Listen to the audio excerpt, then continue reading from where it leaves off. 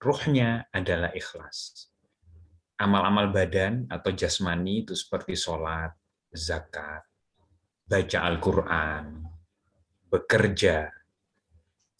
Amal-amal qalbiyah seperti takut, roja, taubat kepada Allah. Itu seperti jasad. Ruhnya sirrul ikhlas. Sehingga amal-amal yang tidak ikhlas itu seperti jasad yang tidak ada ruhnya. Namanya jasad tidak ada ruhnya itu akan jatuh, gugur, dan mati. Sehingga amal yang tidak ada ikhlasnya itu akan sia-sia. Nah, mari pada semuanya saja, termasuk diri saya pribadi, inilah pentingnya ikhlas. Saya sepakat dengan Mang Dr. Andi tadi, bahwa ikhlas itu adalah senternya, ya, pusatnya dari segala ibadah kita. Karena amal yang tidak ada ikhlasnya itu sia-sia. Nah, maka monggo di dalam kita sharing, saya mengajak kepada diri saya sendiri, juga kepada mamang-mamang semua yang mengikuti, barengi semuanya dengan mencari ridha Allah, ikhlas lillah billah kalau bahasanya Mang Kiai Ayub. Lalu Allah juga dawuh, a'udzubillahi minasyaitonirrajim, bismillahirrahmanirrahim, wa ma umiru illa liya'budullaha mukhlishina lahuddin kunafa'a wa yuqimunas sholata wa yu'tuz zakata al-ayah. Ini adalah seruan firman Allah untuk ikhlas. Nah, maka berikutnya kita juga mendapati bahwa dari kualitas ikhlas inilah lalu muncul kenapa beribadah kepada Allah itu ada yang ganjarannya asyarah sampai 70, ada yang 100, ada 700 kali lipat. Ini sebenarnya menurut para ulama bergantung kepada kualitas ikhlasnya. Qala As-Sakik rahimahullah ta'ala, seorang ulama, Syekh Sakik, husnul amali salah satu asya. Beliau membagi baiknya amal itu dibagi menjadi 3. Yang pertama, orang yang beramal berketetapan bahwa orang yang beramal itu dari Allah, anugerah dari Allah. Bukan karena kekuatan, kehebatan dia sendiri, kehebatan makhluk. Tapi dia bisa beramal karena pertolongan Allah. Nah, ini yang harus masuk di dalam hati kita, ya. Yang kedua, beramal itu karena menghendaki keridhaan Allah semata. Beribadah dengan menghendaki keridhaan Allah yang pas dengan Allah, bukan yang pas dengan nafsu kita sendiri. Dan yang ketiga, beramalnya mencari pahala itu dari Allah untuk menolak rasa riya, ingin supaya kehebatan kita, ibadah kita, amal kita dilihat oleh orang lain. Mama-mama kiai yang dimuliakan oleh Allah, lalu bagaimana cara mengupayakan ikhlas itu? Di sini di dalam sarahnya ada 7 cara untuk tip-tip mencapai ikhlas itu. Yang pertama, diusahakan dengan merenungi secara terus-menerus ayat-ayat dan hadis-hadis yang menjanjikan pahala dari Allah atas keikhlasan. Dan renungi pula ancaman bagi yang beramal dengan tanpa ikhlas. Amal yang riya itu seperti dawuhnya Imam Ghazali, haba'an mansura. Nilainya seperti debu yang dihamburkan, tidak ada nilainya apa-apa, ya. Kalau dalam istilah kitab hikam ini, lalu seperti jasad yang tidak ada ruhnya, ya mati.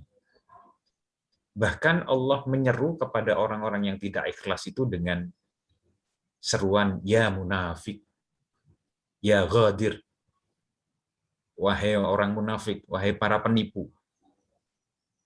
Sebab orang yang beramal tidak ikhlas itu, naudzubillah, ya, itu sama dengan menipu dirinya sendiri, amalnya tidak ada pahalanya, juga menipu orang lain. Masya Allah. Yang kedua, ikhfa'u wa idmanul hasanati wal amalus sholihat. Ini berhubungan dengan hikmah yang ke-11. Menyembunyikan amal-amal baik waktu melakukan maupun sesudahnya. Jadi tip yang kedua, itu kenapa ya para kiai-kiai itu banyak yang di samping hilim, humul, beliau juga suka merahasiakan amal-amal beliau. Karena memang bagian dari berlatih ikhlas itu adalah ikhfaul amal, menyembunyikan amal baik kita. Ketika beramal maupun sesudahnya, nggak usah cerita-cerita. Yang ketiga, wabiqat ittoma'i anil khalqi. Ria itu atau sum'ah itu, ingin dilihat, ingin didengar orang lain, itu karena kita tamak terhadap pengakuan orang lain bahwa kita sudah beramal baik, bahwa kita sudah hebat. Maka tip yang ketiga untuk meningkatkan ikhlas itu adalah wabiqat ittoma'i anil khalqi, memutuskan rasa tomak, keinginan kepada makhluk. Sebab jika masih ada yang dikehendaki dari makhluk, maka masih akan tetap sulit untuk ikhlas. Yang keempat, wabidawamir riyadhati wal mujahadati alal ikhlas. Selalu berlatih dan berjuang untuk berusaha ikhlas. Mari memang kita selalu ya berjuang untuk supaya berlatih, berjuang, dawam, mujahadah untuk ikhlas. Wa du'a'u ilallahi ayyarzuqal ikhlas. Jangan lupa yang kelima, berdoa kepada Allah supaya diberi rizki ikhlas dalam setiap amal kita.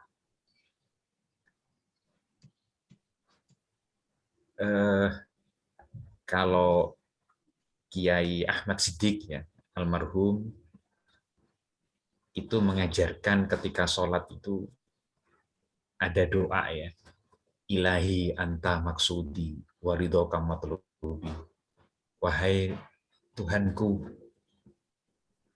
Rabbku, hanya engkaulah yang aku maksud.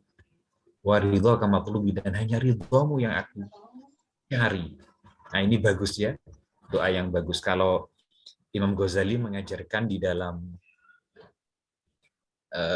kitab Minhajul Abidinnya, di dalam kitab syarahnya itu Muraqi Budiyah ya, itu beliau mengajarkan membaca surat Al-Ikhlas. Lalu kalau Kiai Haji Ahmad Zaini Dahlan, An-Nas maksud saya, di samping surat An-Nas, lalu membaca doa di dalam kitab Imam Nawawi ya, Al-Adhkar, sebelum sholat juga di samping An-Nas, lalu membaca doa Rabbi a'udzubika min hamazatis sayatin wa a'udzubika Rabbi ayyahdurun. Lalu membaca doa Ilahi atina afdhala ma ataitaka ibadaka sholihin. Kemudian ditambah dengan doa ini, Ilahi anta maksudi waridhoka matlubi. Nah, itu bagus ya doa-doa yang supaya menetapkan di dalam hati ketika akan sholat semakin ikhlas. Yang kelima, yang keenam,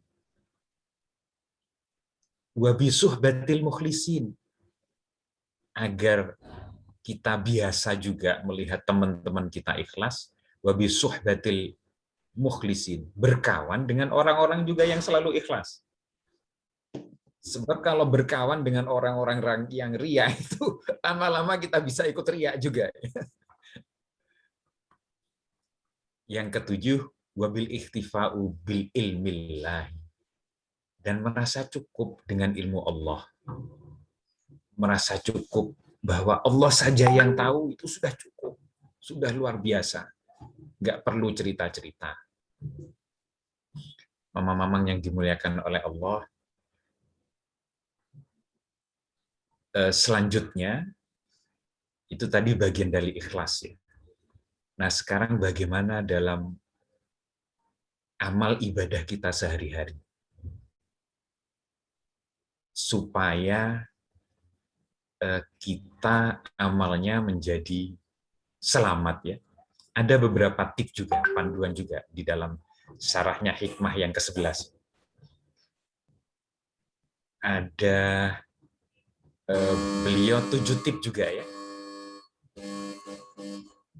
Yang pertama, di dalam menjalankan amal ibadah kita sehari-hari itu,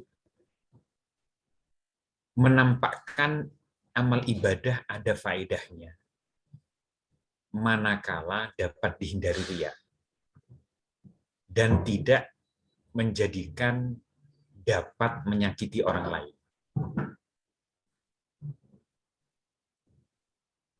Jadi yang pertama, manakala ibadah itu ada faedahnya, ditampakkan. Jika dapat dihindari riya. Kalau tidak bisa dihindari riya, ya sembunyikan. Yang kedua, ada amal yang tidak mungkin disembunyikan. Seperti haji, sholat Jumat, sholat berjamaah. Maka yang demikian lebih baik bersegera dan menampakkan gembira, gemar, agar mendorong orang lain juga melakukan yang sama dengan syarat tidak bercampur rasa riya dalam hati. Jadi, tip yang pertama, untuk amal-amal ibadah yang bisa ditampakkan lalu ada faedahnya dan bisa menghindari riya, sebaiknya tampakkan. Kalau tidak bisa, ya sebaiknya sembunyikan. Yang kedua, untuk amal-amal ibadah yang tidak mungkin disembunyikan, memang orang lain melihat, maka yang harus diutamakan, ditampakkan kegembiraan dan gemar melakukan itu. Tapi dibarengi dengan hati tidak riya. Nah, ini harus berlatih ya kita ya. Yang ketiga, Imam Abu Bakar Al-Wasiti beliau dawuh, jika hendak beramal dan takut riya, maka usahakan dengan sungguh-sungguh membuang riya itu dan terus beramal. Tapi masih ngaji? Ya, sebentar, tunggu sebentar. Habis ini saya izin pamit nih karena ada ibu yang datang. Jika hendak beramal dan takut riya, maka usahakan dengan sungguh-sungguh membuang riya dan terus beramal. Bila riyanya tidak bisa hilang, maka berlatihnya beramallah seria-riaknya. Alhamdulillah ini ya. Ini tips yang justru kebalikannya ya. Maka beramallah seria-riaknya dan mohon ampun kepada Allah, selanjutnya berdoa kepada Allah agar diberi ikhlas untuk amal berikutnya. Ini sekalian ya, sekalian jegur gitu ya kalau beramal itu. Ini biar nggak berpahala sekalian, seria-riaknya sekalian. Lalu sesudah itu tobat, mohon ampun untuk amal berikutnya supaya jangan riya. Ini juga memberi pelajaran kepada hati kita yang selalu mengarahkan ke riya. Yang keempat, jika amal ibadah dapat disembunyikan seperti sholat sunnah, sedekah, dan menampakkannya menjadikan ada yang sakit hati atau iri, maka sebaiknya amal ibadah yang seperti ini disembunyikan, nggak usah ditampakkan. Jika amal jahar, amal nyata yang tampak tidak menimbulkan orang tersakiti, yang diberi tidak tersinggung, menurut para ulama tetap amal syir lebih utama. Menjaga rahasia itu lebih utama. Demikian juga sholat sunnah. Jika kita beramal terang-terangan, ada 2 syarat. Yang pertama, meyakini mesti ada orang yang akan mengikuti apa yang akan kita amalkan. Dan yang kedua, orang yang beramal secara terang-terangan tersebut selalu mengintai-intai hatinya agar tidak riya. Jadi begitu ada muncul sedikit rasa riya, segera istighfar, mohon kepada Allah, ya Allah, mohon lindungi saya dari riya. Jadikan amal saya ikhlas hanya untuk Engkau. Yang ketujuh, sedikit sekali amal jahar tersebut yang selamat dari penyakit. Dan menyembunyikan itu akan lebih selamat. Mamang-mamang yang dimuliakan oleh Allah, jadi akan lebih baik ya menyembunyikan amal itu, baik ketika beramal maupun ketika sesudah selesai beramal. Nggak perlu cerita-cerita agar terhindar dari riya. Nah, ini syarah yang ke-11 ya. Tanamlah wujudaka, keberadaanmu itu di dalam bumi ketersembunyian. Ya, amalnya itu maksudnya sembunyikan ya. Maka yang amal yang tersembunyi itu yang nanti akan tumbuh menjadi tanaman. Maksudnya yang berpahala. Wallahu a'lam bishawab. Terima kasih Mohon maaf Mama. Mang Yai Soleh, tadi dari sarah apa yang sarah yang mana? Soalnya saya belum hafal semua tadi yang disampaikan. Iya, ini sama Mamang diambil dari beberapa sarah yang Mamang pakai juga. Jadi hanya saya ambil beberapa yang saya merasa itu bisa saya sendiri amalkan dan mama-mama amalkan. Oke. Terima kasih. Saya mohon izin Mamang menemui Ibu dulu. Assalamualaikum warahmatullahi wabarakatuh. Matur suwun. Sami-sami. Waalaikumsalam warahmatullahi wabarakatuh.